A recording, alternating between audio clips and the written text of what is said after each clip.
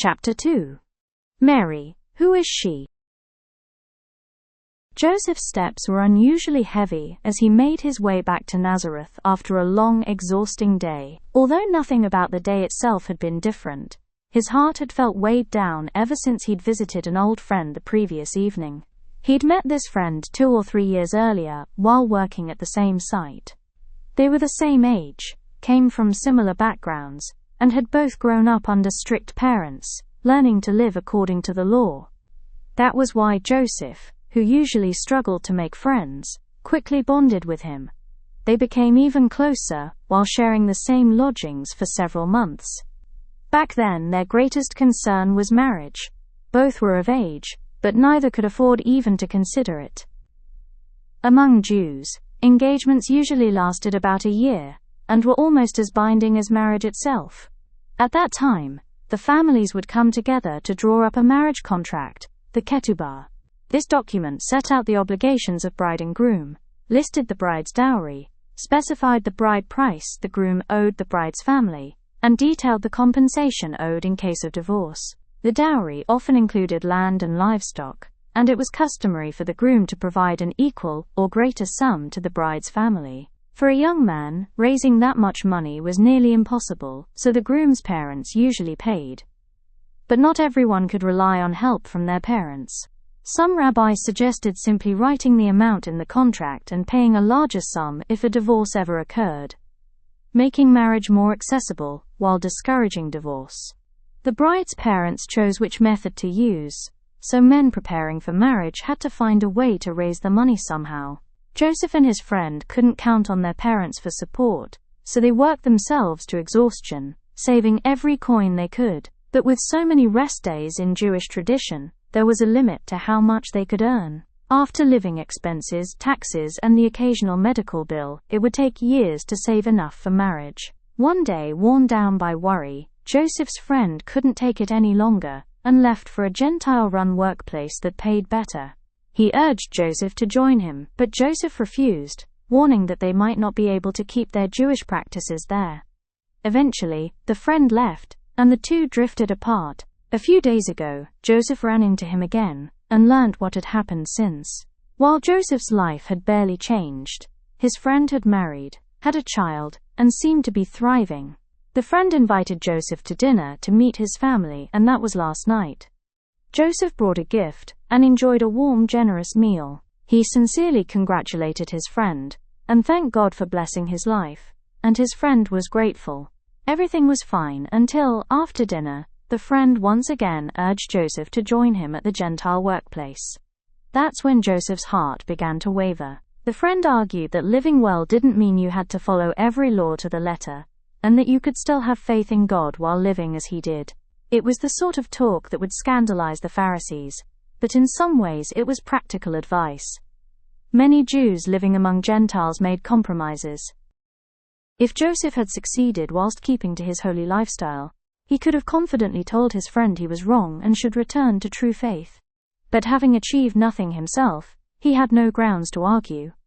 He could only repeat that living as God wanted would ultimately lead to a better life, though he didn't fully believe it himself. After leaving his friend's house, he stopped repeating answers he couldn't accept. Still, the doubts in his heart wouldn't go away. The uncertainty kept shaking his beliefs, bringing back old worries. Like the psalmist, Joseph had once struggled to understand why God allowed the greedy and cruel to prosper. His parents, unable to settle in Galilee, had wandered in search of work and faced disrespect from both Gentiles and fellow Jews. Not all Jews feared God or kept the law, and seeing such people made Joseph angry, but his parents taught him to look at his own faults first, and showed by example that living righteously was the most human way to live. Following their example, Joseph had learnt to overlook these things. But now, seeing his friend, who had once shared his struggles, prosper after compromising, Joseph was overwhelmed by doubt. He wondered if his values were truly right. Regrets about the choices he'd made added to his distress, and he even began to resent his parents, feelings he'd never had before. He thought, if I'd had supportive parents, would my life have been different? Why did they leave Bethlehem for distant Galilee? And why, once here, didn't they settle properly? still keeping our family's registration in Bethlehem, so that I ended up an outsider who belonged nowhere. Why did they force a holy life on me? If they'd taught me it was all right to compromise, maybe I could have had a better life." The deeper his thoughts went, the more frustrated he became. Of course, his parents had never meant for him to suffer. In the 13th year of King Herod's reign, a severe famine struck Judea and the surrounding regions, along with an epidemic that killed many. The famine lasted 2 years. Food ran out before the first year was over, and seeds planted the next year withered. To address the crisis, Herod sold palace gold and silver, bought grain from Egypt, and distributed it to the people. He also provided clothing and seed, since livestock had been wiped out. Thanks to Herod's efforts, people could resume their lives, but the aftermath made things hard for everyone.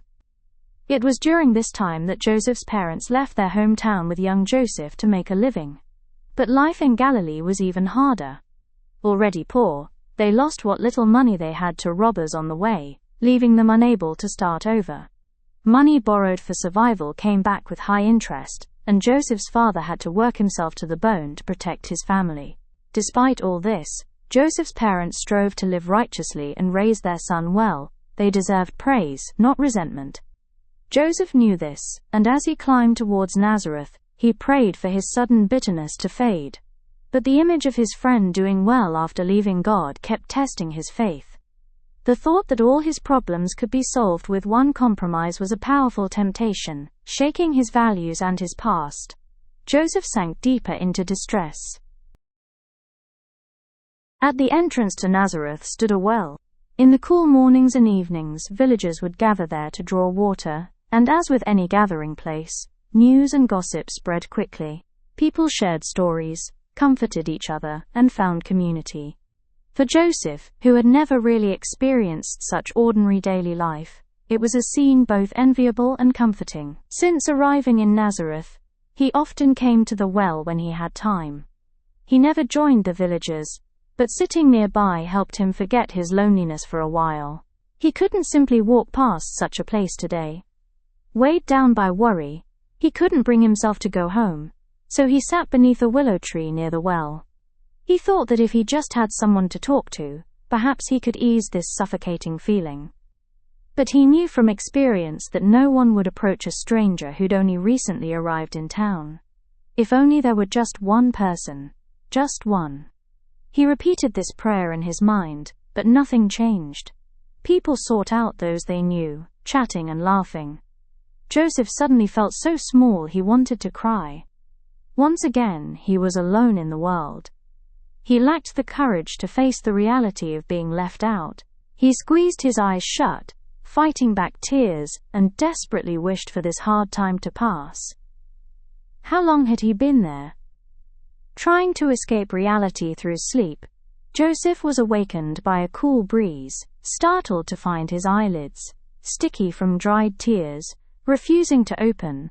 He found that, unable to see, the sounds around him became even clearer. The wind in the trees, insects chirping in the bushes, birds singing above, and people talking about everyday things. These sounds brought Joseph a strange comfort, painting a beautiful picture in his mind. Now the last piece of that picture depended on him. To join this peaceful world he had to make a choice. Would he fill his days with complaints and desires, or live gratefully for the small joys of daily life? Getting married and having a family mattered, but so did the holy life he'd tried to maintain.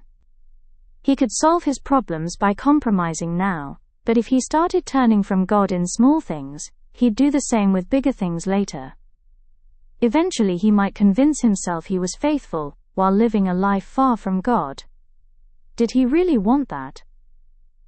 In his heart Joseph answered no, but when he thought about how long this uncertain reality might last, he felt suffocated.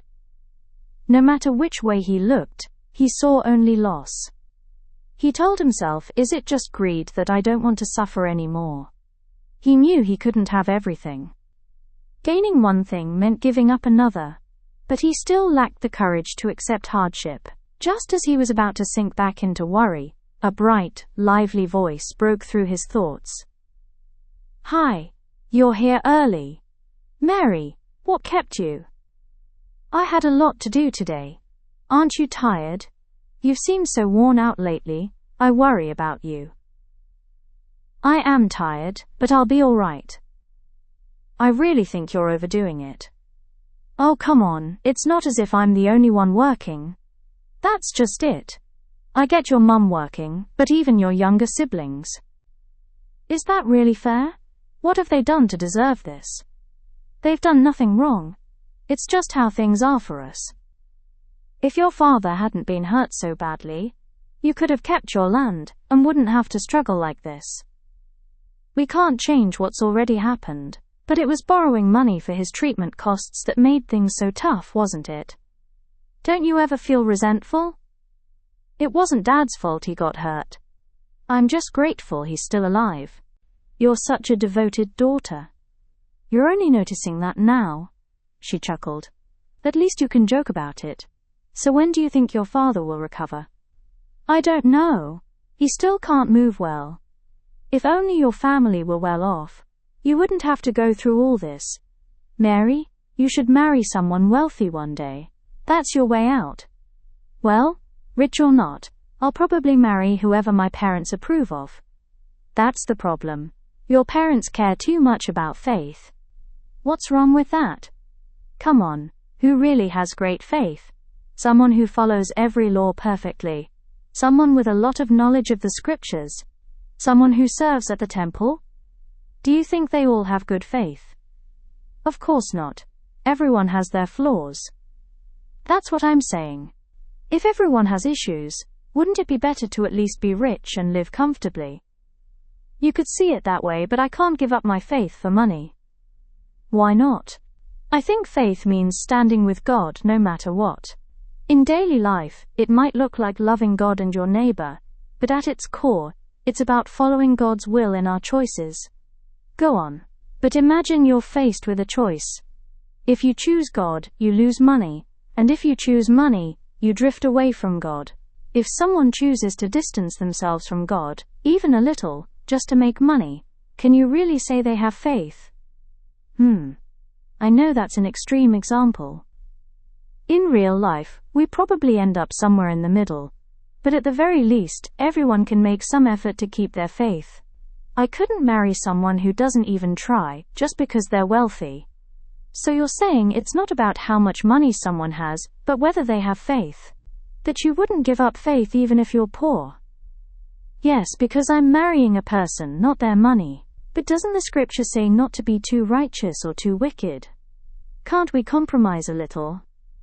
It'd be nice if we could find that right amount, but I just can't. My father always said greed is endless. Once it starts, it leads to sin and eventually to death. That sounds just like your father. So, rich or poor, I'll end up marrying someone who lives by God's will, someone with real faith who can love God and sacrifice for others. But what if that person is not only poor, but has other problems? Like no parents or no education. Marriage is about reality, you know. I get that. But if that person is truly the one God has chosen for me, what can I do? In that case, I'll have to pray for a love strong enough to overcome all those problems. You're so stubborn. Fine. I hope you meet someone like that. I'm going to marry someone with faith who's rich, handsome, and tall. Sounds like your list just got longer. That's your imagination. Haha. If you say so. Anyway, I need to go and get dinner ready. See you tomorrow. All right, take care. Bye. Hearing her cheerful voice, so bright and free of blame despite her hard life, Joseph suddenly felt ashamed.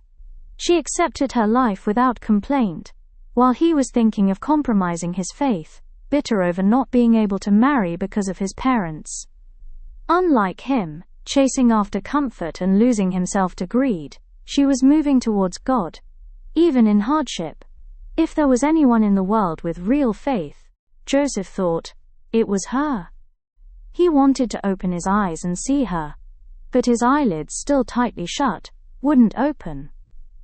Just as he was about to despair again at how nothing seemed to change, he heard soft footsteps approaching.